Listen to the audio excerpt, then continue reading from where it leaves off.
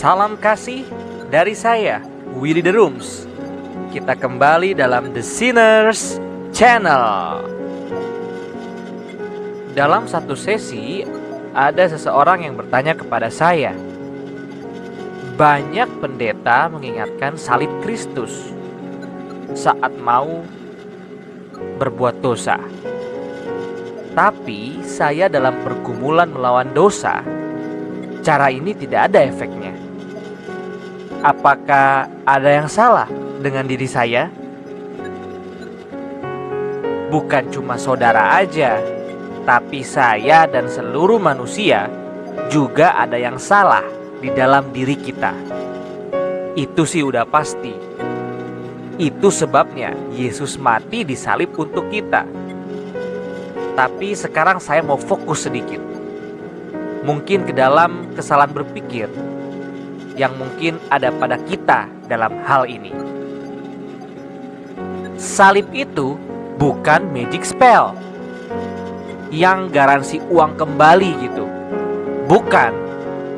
Karena sepanjang sejarah kita lihat memang seringkali salib direduksi jadi semacam kayak jurus, rumusan gitu ya.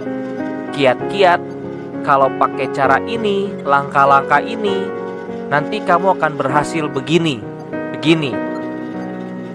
Pegang salib, nanti vampir gak mau deket-deket, dan seterusnya. Sekarang jadinya kita harus coba lebih punya gambaran mengenai salib. Bagaimana salib itu menguduskan kita? Cara kerja Tuhan dalam berurusan dengan dosa itu kayak apa ya? Saya coba share aja pengalaman dari hidup saya sendiri. Saya nggak tahu ini seberapa bergunanya buat saudara. Saya itu orang yang nggak sabaran. Lalu suatu hari saya baca seorang teolog membahas satu pertanyaan. Pertanyaannya kayak gini. Kenapa Tuhan memakai apa yang disebut dengan progressive revelation? Di dalam Alkitab itu kadang-kadang ada ya keberatannya. Alkitab itu kok ada perbudakan yang gak ditegur.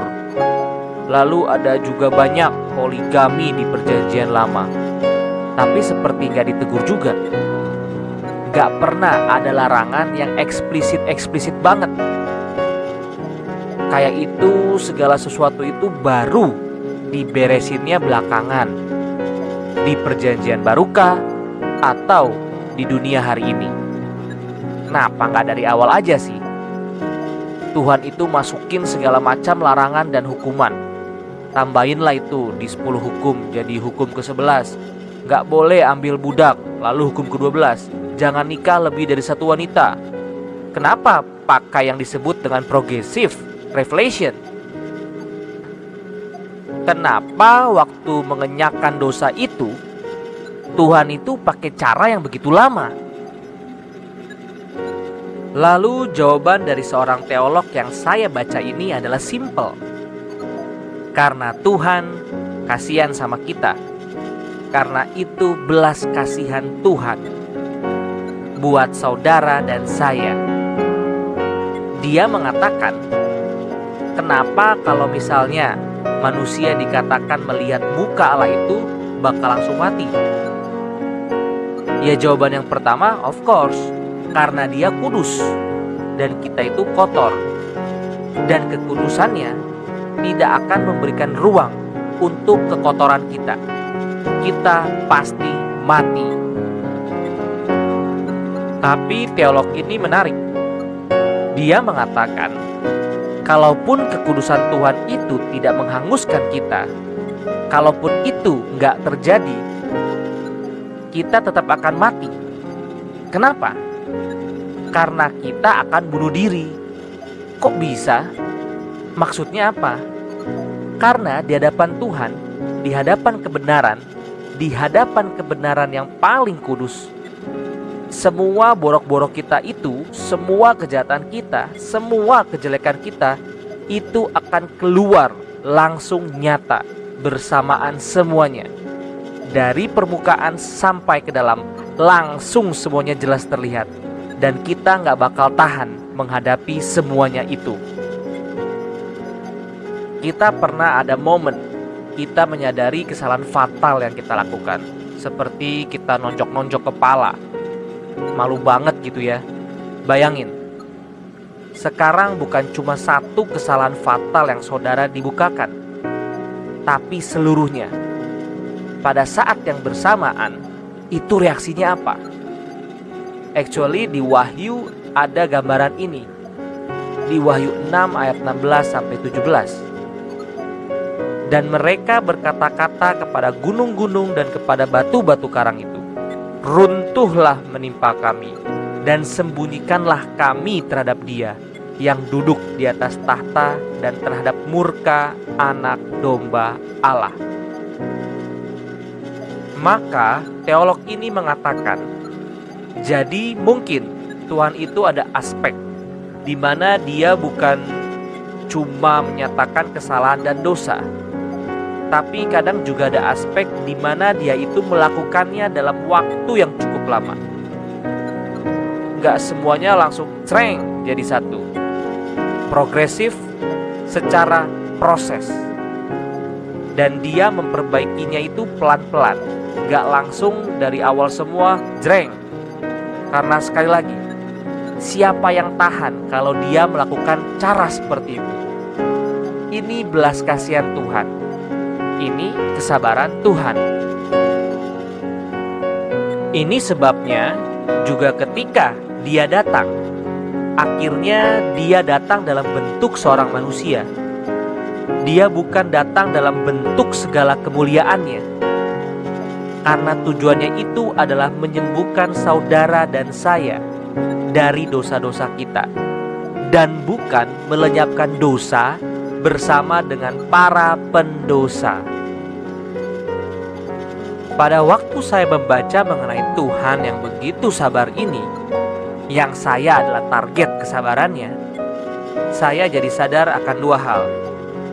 Di satu sisi saya jadi tambah malu akan ketidaksabaran saya, karena di sisi lain saya melihat ada kesabaran yang begitu besar dari Tuhan bagi saya. Dan kalau Dia saja bisa begitu sabarnya, kenapa saya nggak bisa sabar terhadap orang lain? Dia bukan cuma bersabar loh, Dia menanggung murka yang harusnya buat orang-orang itu. Seperti kita waktu pas kecil, kita ngukur tinggi kita di tembok. Kita berasa tambah gede gak sih? Gak berasa kan? Tapi siapa yang berasa? Ya orang lain yang ketemu kita. Misalnya sudah setahun gak ketemu, lalu dia mengatakan, oh kamu gede sekali sekarang.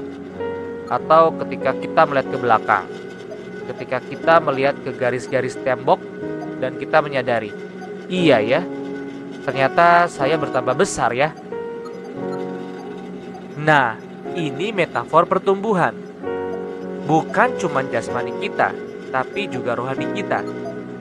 Saudara mungkin gak bisa menyadari saudara bertumbuh, karena mungkin saudara lihatnya terlalu kecil.